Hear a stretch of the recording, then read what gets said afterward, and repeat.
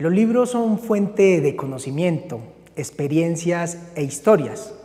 Nos permiten recorrer y adentrarnos por medio de las letras y las imágenes en los conceptos y las ideas de sus autores. Hoy hablaremos de bibliotecas. Así comenzamos.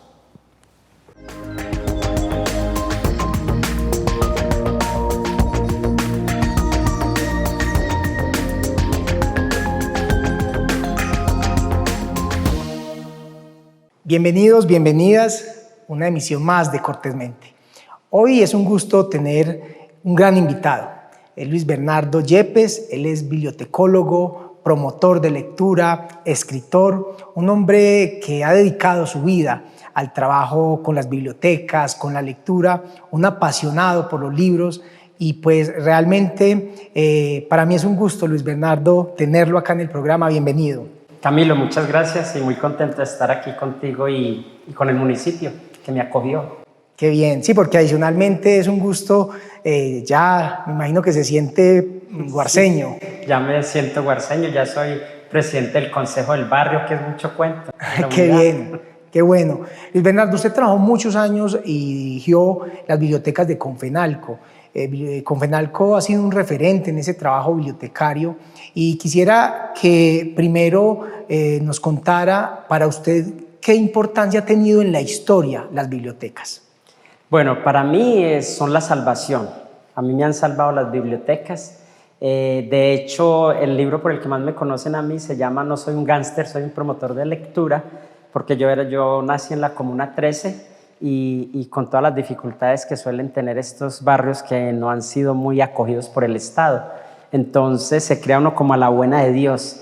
Pero a mí los libros me guiaron, me llevaron, me acompañaron. La literatura es maravillosa, es mágica. Le debo mucho a Gabriel García Márquez, por ejemplo. Le debo mucho a Ítalo Calvino. Autores que me acogieron, los nadistas. ¿Y dónde los iba a encontrar un tipo que no tenía dinero en ese momento? En las bibliotecas. Y yo era un asiduo visitante de la Biblioteca Pública Piloto y posteriormente de las bibliotecas de Confenalco, que tuve la oportunidad de ver que tenían la literatura más excelsa, más especial que había en ese momento, porque la bibliotecóloga formada en posgrados en Inglaterra había traído el modelo anglosajón de biblioteca, una biblioteca de estanterías abiertas y pensada más en un servicio a la comunidad, al ciudadano, que al escolar, porque se deducía que el escolar tenía su biblioteca escolar.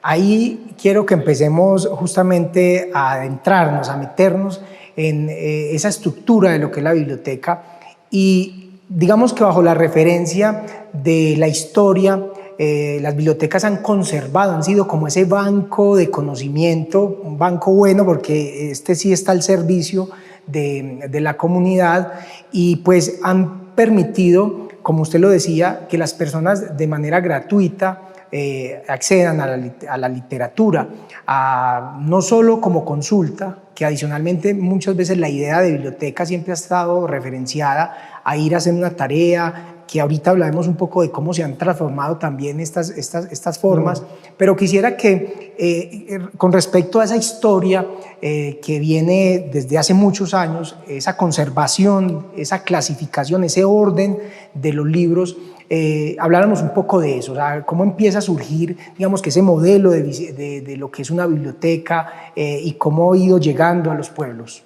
Sí, la biblioteca es de antaño, desde Alejandro Magno, ¿cierto? Los sumerios, con todos estos deseos de conquista, ellos descubren que la única manera de saber dónde está la memoria y dónde está lo que piensan los demás es en un lugar donde se puedan acumular esa información.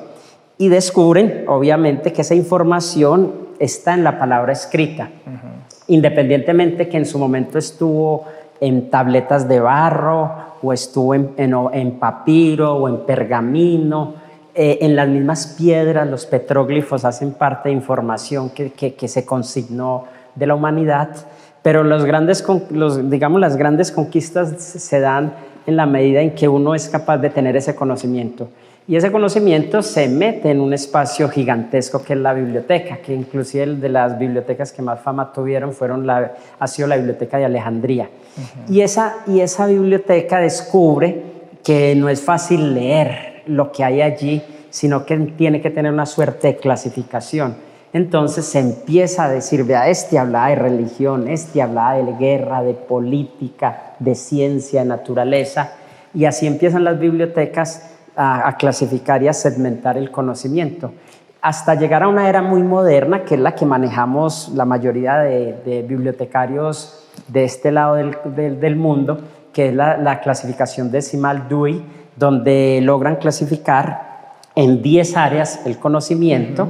Y ahí es donde la gente que a veces no tiene mucha capacidad de tránsito y de movilidad en la biblioteca descubre que si va, por ejemplo, a los libros que comienzan por 00, están las obras generales, que si se va al 100, de para arriba está la filosofía, que si se va a los libros que empiezan por el 200, está en la religión, y por el 300 en otras ciencias, y el 400 en las lenguas, el quinto, si empieza por 500 en las lenguas aplicadas y puras, y así sucesivamente hasta darse cuenta, por ejemplo, que los libros que empiezan por el 800 son literatura, y como la literatura es la madre de toda esta información, entonces ya tienes que tener, si es con C, es Colombia, si es CU, es cubana, y así sucesivamente, si CH, Chile.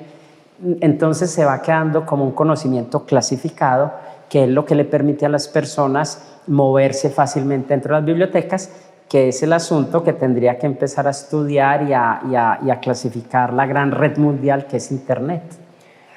Luis Bernardo, definitivamente su experiencia como bibliotecólogo, como escritor, pero como promotor de lectura, y quiero que, digamos que bajo esa referencia, esa especialización de poder llevar el libro a cautivar a una persona, acercarse a un libro, no por obligación, por simplemente tener que ir a hacer una tarea, una consulta que pues actualmente hoy por el internet pues, y estos buscadores, pues uno diría se podría un poco suplir, a diferencia de los que nos tocó ir hasta la biblioteca a buscar y a citar esas grandes enciclopedias, pero quisiera que desde esa experiencia que usted ha tenido habláramos de esos impactos que tiene la biblioteca en términos no solo de acoger al que va a buscar un libro, sino en el tema de la promoción de la lectura, de esa biblioteca que sale, esa biblioteca que cautiva, esa biblioteca que genera esa imán a las personas y esos escenarios, porque también eso ha ido cambiando.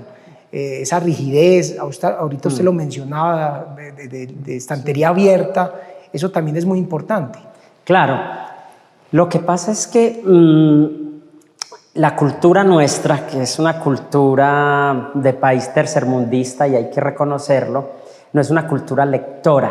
Entonces, a nosotros inclusive nos han inculcado mucho la cultura oral, pero infortunadamente no nos podemos quedar con la cultura oral, porque si nos quedamos con la cultura oral, la mayoría de conocimiento y la mayoría de participación ciudadana se consigue con la cultura de la palabra escrita. Entonces, las bibliotecas han tenido que no solo comprar la legislación, las leyes, la constitución política, lo que haya que comprar y la literatura, sino que para que ella no duerma su sueño eterno en los anaqueles, ha tenido que ir a darle ánima, a darle vida, lo que se llama animar a la lectura. Entonces, las bibliotecas, por eso, aparte de su gran papel, que es con la lectura y con la información, porque también se habla de que la lectura se posibilita con la literatura, con libros de placer, con libros para el ocio, pero la información se da también en dos aspectos. El aspecto importante, que es la información genérica, científica, global, pero también hay otra información que es muy importante, que es la información comunitaria para la participación ciudadana. ¿Cierto? Yo podría llegar y preguntar en la biblioteca dónde hay tantas carpinterías, dónde hay tantas droguerías, tantas farmacias, dónde están los médicos, cómo saco un documento X o Y. Entonces, digamos que aparte de esos dos papeles de tener la lectura, la información y la información en dos sentidos, hay que darle ánima y hay que darle vida, porque si no, esa información duerme su sueño eterno. Y ahí es donde las bibliotecas en Colombia, que ha sido pionero en tener promotores de lectura especializados desde la década del 80, todas estas bibliotecas decidieron tener esos promotores de lectura, porque si no, esa información se pierde. Ajá, y quedaría, digamos que a esa posibilidad de solo como un sector muy académico, no sé, un poco intelectual, por decirlo de alguna manera, porque el conocimiento y el saber pues no necesariamente está ligado a aspectos Claro. académicos, universitarios, pero sí digamos que el libro y las bibliotecas ha tenido que hacer o han hecho un gran esfuerzo por quitar un poco esas barreras que a la biblioteca solo va pues el que está en la universidad o el que es un gran lector, y en esa medida el libro posibilita un diálogo muy interesante con la historia, con el conocimiento. Y quisiera preguntarle, Luis Bernardo, desde su experiencia, ¿cuál es ese gran objetivo en términos ya sea de temáticas, de libros, de experiencias que debe propiciar una biblioteca? La biblioteca tiene que ser muy buena lectora del entorno y del contexto en que la mueve. O sea, yo he tenido el caso en bibliotecas que están inmersas cerca, por ejemplo, a ancianatos, u otras que quedan cerca a espacios polideportivos, otras que quedan cerca a lugares de reclusión, otras que están totalmente inmersas en una comunidad de familias, de madres y padres e hijos. Entonces ahí la biblioteca tiene que ir definiendo su vocación para definir no solo los servicios con los que la va a animar, sino el tipo de libros que va a adquirir. Si es una biblioteca que está inmersa en un barrio o en un pueblo o en una ciudad con vocación, por ejemplo, turística, uno sabrá que tendrá libros e información que respalde eso. Y así sucesivamente, si hay una planta de terrígeno, de vidrio, qué sé yo, pues tendrán esas inclinaciones. Lo que pasa es que siempre tiene que tener en cuenta el 100% de la comunidad, no la puede ignorar. Entonces, trabajo con la primera infancia, que no es fácil. Trabajo con la segunda infancia, que es el más necesario. Pues, aparte de la primera infancia, el de la segunda infancia, que tiene que ver como con los 8, 12 años, 7, 12 años, es fundamental. Viene la preadolescencia, viene la adolescencia, viene la adultez, viene lo que es la vejez, la tercera edad. A eso sumémosle empleados o desempleados, personas con cualidades físicas o personas con situación de discapacidad. En la situación de discapacidad, invidentes o personas mutiladas o personas sordas. Entonces todo eso va sumando y ahí es donde viene el ingenio de la biblioteca. Entonces dice, bueno, madres de familia, vamos a hacer un costurero. El costurero se hace así, así. Mientras ellas cosen, yo voy a leer una novela voy a leer Madame Bovary en voz alta. Y ellas pueden coser y descansan de su vida, de su hogar, pero se están educando con literatura que les hace fluir la imaginación, el pensamiento y la agudeza mental. Que a los jóvenes siempre habría que tenerles clubes de lectura. Eso ya está inventado, las fórmulas para traer clubes de lectura. Para los niños siempre debe haber horas del cuento. Para la primera infancia debe haber leer juntos con papás y mamás. Hay que visitar los municipios, las veredas con cajas viajeras y hacer actividades de animación para todo el público, para toda esa población etaria que básicamente es desde el vientre hasta la vejez, ¿cierto? Entonces, ahí está la clave de la biblioteca y del bibliotecario y del bibliotecólogo.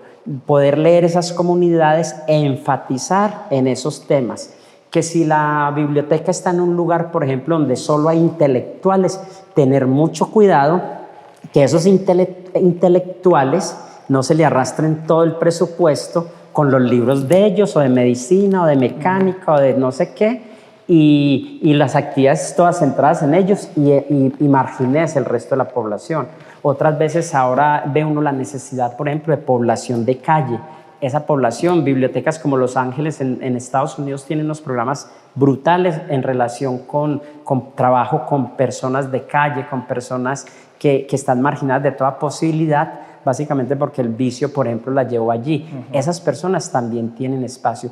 Es decir, para resumirte ahí, la biblioteca pública es el bastión democrático y de memoria más importante que tiene una sociedad. No existe ningún otro. Me puedes mencionar cualquiera y no existe porque inclusive hay espacios de memorias como los archivos, pero son especializados. Pero un espacio de memoria de la comunidad y democrático en el sentido que todos tenemos derecho al ingreso, no lo existe. Y ahí hay que defender la biblioteca pública siempre. Así es, y además muy bonito, además cargado de muchos argumentos, esa validación que le da usted a ese escenario, a ese templo, porque en últimas también las bibliotecas se convierten en un templo, un escenario que permite ese encuentro de la historia con el conocimiento, con la diversidad y con algo que me parece supremamente importante y necesario, y que usted lo mencionaba, Luis Bernardo, esa lectura del territorio para realmente reunir la comunidad. Creo que ahí está la clave de que las bibliotecas sean realmente cercanas a la gente. Quisiera preguntarle esos cambios, porque adicionalmente uno como que tiene una idea o nos han tratado de presentar unas bibliotecas como muy pulcras en términos de que el libro, por mi experiencia, por ejemplo, con el Laboratorio del Espíritu y con las compañeras, ellas decían, a nosotros nos decían en la escuela, los libros no se pueden tocar porque se dañan, ¿cierto? Y así como eso, pues hay muchas narrativas en términos de ver la biblioteca como un escenario en el que hay que hacer mucho silencio, a veces hasta aburrido, de muchas precauciones, pero eso ha ido cambiando. Yo creo que las bibliotecas se han vuelto un lugar, no sé si la palabra quepa, pero una especie de parque en el que uno se encuentra, en el que se es feliz, en el que se disfruta. Y quisiera que habláramos, Luis Bernardo, de esos cambios que usted ha identificado desde su experiencia y que piensa que podrían ser muy beneficiosos para las bibliotecas. Sí, la biblioteca es un lugar vivo por excelencia, debe serlo, porque la biblioteca inclusive me la estoy imaginando después de la pandemia, y la biblioteca va a necesitar otra vez ese encuentro con la palabra, con la emoción, con el abrazo, con la conversación, porque finalmente la biblioteca plantea lo que planteaba Sócrates, que era el laboratorio del conocimiento, y el laboratorio del conocimiento es la conversación, y no existe un espacio más vital y más clave y fundamental para procurar, por ejemplo, ese laboratorio del conocimiento comunitario que es la biblioteca. Entonces, digamos que la biblioteca en ese sentido necesita comprensión. ¿Una comprensión en qué? En que no se vuelva un centro cultural desaforado, porque también hay que tener en cuenta que existen las escuelas de música, de pintura, de baile, etc. Entonces hay bibliotecas que a veces se les va la mano y se van al otro extremo y marginan la palabra escrita. Pero tampoco podemos caer en que la biblioteca con la palabra escrita no pueda hacer otro tipo de cosas en favor de la formación de las personas, de una formación integral, pero se tienen que cuidar porque no existe ningún espacio distinto a la biblioteca y a la escuela que busque la formación de lectores, y distinto a la biblioteca que en términos comunitarios busque la formación de lectores. Entonces, por eso es importante y mi recomendación siempre es esta: todas las bibliotecas deben fundar sus acciones con la palabra escrita, sustentarlas con la palabra escrita. ¿Qué es sustentarlas con la palabra escrita? Voy a hacer una exposición de los tejidos de las señoras de la comunidad para mantenerme pues en esa línea. Pues yo voy a exponer los libros que tiene la biblioteca relacionados con el arte, con la costura, con la moda. Yo voy a hacer una exposición de pintura, voy a promocionar los libros de pintura, ¿cierto? De Van Dyck, de Van Gogh, de Rembrandt, del que sea. Entonces, es muy importante que siempre se sustente con la palabra escrita, y a partir de esta vienen los diálogos y las conversaciones. Y es apenas lógico que cuando tú lees algo y te emociona, lo quieras expresar y lo quieras conversar, y eso pasa muchas veces en las bibliotecas. Estás leyendo algo y se te sienta alguien al lado y empiezas a conversar con él. Muchos se asustan, pero que se callen, que no sé qué, pero hay una suerte de emoción que te invita a contarle eso al otro, a contarle esa historia. El cine, yo no necesitaría proyectar películas por proyectarlas. Si yo estoy en una biblioteca, yo preferiría hacer un ciclo de libros llevados al cine, por ejemplo, ¿cierto? O libros que me permitan, o cine que me permita la conversación con los libros. A eso, no ser en extremo ortodoxos, pero tampoco ser tan lapsos que pierdan la condición de biblioteca, porque yo ya en el pasado vi muchas bibliotecas que se desfiguraron, que se volvieron el centro de la banda marcial del barrio, que vos ibas a buscar un libro de Quentin Blake o de Roald Dahl o de Ligia Boyunga Núñez o de Irene Vasco o de Rafael Pombo y sencillamente no lo encontrabas porque la prioridad, el presupuesto, el esfuerzo, los recursos humanos y económicos se iban en otras actividades. Entonces sí, la biblioteca debe ser bullente y debe tener alegría, entusiasmo, pero ojo, siempre centrada en que sus colecciones se desarrollen. Pecado grande de las bibliotecas, no tener presupuesto para actualización periódica de las colecciones, digamos periódicas anual, y un fondo permanente para actualizar las colecciones. Es decir, nosotros dos estamos sentados aquí y en este momento está saliendo un libro, ¿cierto? Por ejemplo, Volver la vista atrás de Juan Gabriel Vázquez. ¿Cuándo una biblioteca podrá ponérselo a sus usuarios en este momento? ¿Cuándo? ¿Cuándo sacan los 150,000 pesos al menos para comprar los 3 ejemplares y ponerlo ya a disposición? Porque la biblioteca es un espacio que ayuda también a la economía de la familia, es decir, liviana la canasta familiar, porque esos 150 o esos 50,000 pesos que vale un libro no los tendría por qué comprar el ciudadano que no tiene recursos, porque yo tengo la biblioteca que se los dispone, pero el ciudadano no tiene por qué leer solo los libros que yo le tengo hace 30 años, él tendría derecho a tener libros actualizados. En esa medida, creo que queda muy claro ese punto medio, o más bien ese cuidado con respecto a no, digamos que, caer en perder esa esencia de la biblioteca, que debe ser el libro, ese sustento que es el libro, pero indudablemente propiciar y generar dentro de la biblioteca o fuera de ella, porque por eso le decía yo ahorita que si cabía la palabra parque, porque adicionalmente las bibliotecas hacen un trabajo muy interesante de extensión, donde llevan el libro a otros escenarios, y creo que en esa medida queda muy claro el consejo y esa recomendación, además muy válida, porque además sé de su experiencia, Luis Bernardo, y quisiera que entráramos en este momento un poco en ese mundo virtual que de una u otra manera viene incidiendo en la manera como nosotros nos acercamos al conocimiento. Desde su mirada de bibliotecólogo, ¿cómo ve ese mundo virtual digital? Bueno, antes de esto, devolviéndome un poquito atrás, una clave es alianzas, las alianzas también con otros centros y posibilidades culturales y artísticas, porque para mí es muy fácil decir esto cuando estoy imaginándome una biblioteca en un centro urbano, pero cuando me estoy imaginando una biblioteca como la de ustedes, Laboratorio del Espíritu, en una zona rural donde no hay más centro potencializador, lo importante es que sepan que ese es un centro bibliotecario con énfasis en biblioteca, pero que pueden desarrollar las otras actividades. Ahí digamos que uno puede tener unas concesiones un poquito más amplias, pero cuando tú tienes una biblioteca al frente de la Escuela de Artes y quieres, como ha pasado en Medellín, y quieres hacer en la biblioteca lo que hacen en la Escuela de Artes y dejas de lado la lectura, no es justo. Tiene sentido. Entonces ahí viene la lectura del contexto. Y en relación con lo digital, esta pandemia me volvió muy crítico a mí con las bibliotecas y los bibliotecarios que no tuvieron visión, porque muchas bibliotecas no pusieron el libro en la mesa de los hogares. ¿Por qué no pusieron el libro en la mesa? Cuando se inicia la pandemia, que pues no sabíamos que iba a ser tan brutal, pero de todas maneras comenzó de una manera avasallante, de guardarnos, de temer, de casi creíamos que cualquier contacto era la muerte. Entonces las bibliotecas tendrían que haber tenido libros virtuales.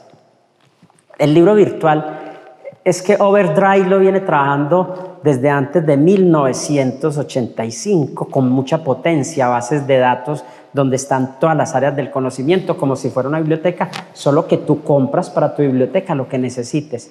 Makemake venía insistiendo muy fuerte. Makemake es una un catálogo de libros virtuales que los desarrolla una colombiana, que es extraordinaria la manera como tratan los libros infantiles ahí, y muchas bibliotecas no los compraron. Entonces, claro, cuando estas bibliotecas llega la pandemia, se cierran las bibliotecas, ¿y ahora qué hago? Mi deber ser, si yo estaba centrado netamente en la cultura o en las expresiones artísticas y culturales, sí que la perdí, sí que perdí el año ahí. Y si estaba centrado en el libro, pero solo en el libro papel, me jodí también. Entonces empiezan las bibliotecas desesperadamente a buscar libros en papel y a promocionarlos en las redes. Entonces llega también la ley. Puede ser más pandemia, pero ojo que usted está violando los derechos de los autores. Usted no puede usufructuarse con eso. Es que yo no estoy cobrando. Sí, pero me estás impidiendo que mis autores cobren regalías, dicen los editores. A los autores no nos preocupó eso.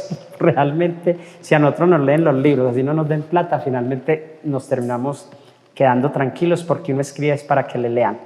Entonces, las bibliotecas y los bibliotecarios tienen que tener una gran sensibilidad frente a los formatos digitales y el mundo tecnológico en general, reconociendo que todavía no está bien desarrollado el tema digital, reconociendo que el libro digital, por ejemplo, todavía está en periodo incunable, lo mismo que muchos dispositivos.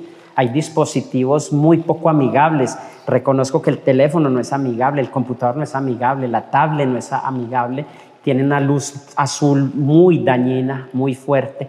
Todavía los desperdicios dañan el medio ambiente, le hacen daño al medio ambiente, pero el papel también está haciendo daño, se están tumbando muchos árboles, aunque el papel no hace daño para la vista, pero en este momento está haciendo un transmisor de bacterias, de virus. Entonces está volviéndose un problema también. Así que solamente el que tiene visión y es capaz de agradecer lo que el ser humano hace por el desarrollo de la ciencia y la tecnología y la ecología y la espiritualidad puede entender las cosas. Y al bibliotecario, en este caso, a muchos bibliotecarios les faltó tener esa visión largoplacista. Muchas bibliotecas ni siquiera tenían en sus bases, tenían su catálogo en una red virtual, en una nube, digámoslo así, para que lo consultáramos todos. Y eso ya también es una falla, porque al menos saber los títulos que tenía la biblioteca te daba la esperanza que en el momento que entren los domicilios, que haya un proyecto de desinfección o qué sé yo, ibas a tener los libros como efectivamente pasó. Pero no se pudo en muchas ocasiones conocer esos libros por esa carencia. Entonces, mucha sensibilidad, diría yo, que nos faltó a los bibliotecarios en el tema de la tecnología, no ser tan románticos con el tema del libro papel. Yo soy uno que yo amo el libro papel, también me gusta su olor, me gusta su textura, me gustan sus colores, los dibujos, pero no podemos negarnos a los avances de la ciencia, entonces hay que tener los dos combinaditos. Y hay que reconocer que en este momento, cuando el sistema editorial no ha sido capaz de hacer libros con letra grande para personas, por ejemplo, muy adultas o para para niños muy niños, muchos dispositivos han solucionado ese problema. O sea, mi cuñado tiene 82 años y ya le cuesta leer en papel, es casi imposible para él. Entonces ese dispositivo lo ha salvado. Digital lo ayuda. Luis Bernardo, nos quedan pocos minutos del programa y quisiera terminar juntándole dos preguntas. Ese futuro de las bibliotecas, ¿está más en lo digital, el tema de los libros? Y también cómo enamorar a la gente a que se acerque a la lectura, ya sea de manera digital o acercándonos directamente ya al libro de papel. Sí, empezando por lo segundo, yo creo que promotores de lectura y bibliotecarios muy buenos lectores. Indiscutiblemente bibliotecario, bibliotecólogo, promotor de lectura, agente cultural que esté al servicio de la biblioteca, muy buen lector. Porque cuando uno es un buen lector termina hablando de lo leído y termina infectando al otro, inoculando ese virus de la lectura, que ese sí es el que necesitamos. Entonces, mi primera recomendación es, al interior de los equipos, revisen qué tan lectores están siendo, qué tan lectores se están fortaleciendo y si no, empezar a ayudarse entre sí con clubes de lectura. Por ejemplo, los bibliotecarios se pueden reunir perfectamente en las mañanas media hora a leer un autor infantil Al mediodía leer uno juvenil y en la tarde hablar del libro de adultos que están leyendo y se van volviendo muy fuertes. Eso me parece a mí fundamental. En segunda medida, manejar muy buenas relaciones. En la pandemia vimos que los bibliotecarios y promotores y agentes culturales que tuvieron buenas relaciones pudieron tener invitados en las redes, pudieron ayudar a estudiar la legislación para saber que no podían leer todos los libros ahí, pero que habían unos libros que eran patrimonio de la humanidad, los libros clásicos, Charles Perrault, Andersen, los hermanos Grimm sí los podían leer en voz alta. Entonces, que esas personas que conocían tenían algún conocimiento y les daban charlas, conferencias, conversatorios, cuidar mucho esas relaciones. Y en el sentido de qué va a ser de la biblioteca el futuro, a mí me parece que todavía van a convivir muchísimos años el papel y lo digital, porque el códex y el libro papel convivieron mucho tiempo juntos, inclusive los rollos con el códex también convivieron muchos años. El cine y la televisión no han dejado de convivir. La fotografía y el dibujo y la pintura siguieron conviviendo para siempre. El cine y el teatro se han defendido también mutuamente. Es decir, que es posible que por muchos años tengamos lo digital y lo papel. Obviamente ya nadie va a leer una enciclopedia en papel, pues ya es digital. Pero también es obvio que hay lugares que me tocó mandar unos libros para Buritica, unas enciclopedias, porque todavía no tenían internet. Entonces, pero también es obvio que nadie va a leer un libro infantil, álbum, con esas grandes ilustraciones, digital por el momento. Entonces, digamos que van a convivir. Y el papel en general de la biblioteca va a seguir siendo un papel muy animado.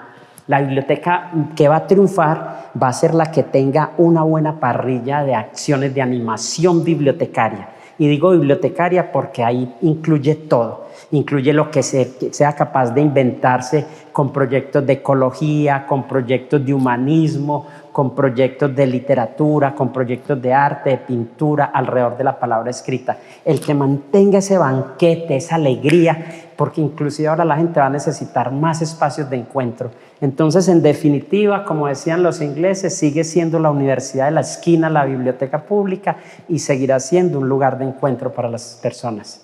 Luis Bernardo, pues realmente muchas gracias. Supremamente valioso su conocimiento, sus experiencias, y pues sabemos que las personas, no solo los que digamos que trabajan directamente con las bibliotecas, sino a la comunidad en general, les sirve mucho todos estos conceptos y sobre todo las recomendaciones. Así que muchas gracias por acompañarnos, por su trabajo. Sabemos que vive acá en el municipio de Retiro, que ha aportado mucho, porque personalmente tuve la oportunidad cuando estuve en Cultura de recibir su apoyo, sus consejos para la biblioteca, y sé que todavía lo hace. Así que muchas gracias. Voy para la biblioteca en este momento. Me acaban de invitar a que les dé una mirada. Vamos a ver qué hay por allá. Qué bueno. Pues muchas gracias a Luis Bernardo Yepes, bibliotecólogo, escritor, promotor de lectura, quien nos acompañó en el programa. Y a todos ustedes, queridos televidentes, los invitamos para que estemos la próxima semana con un invitado más para hablar cortésmente.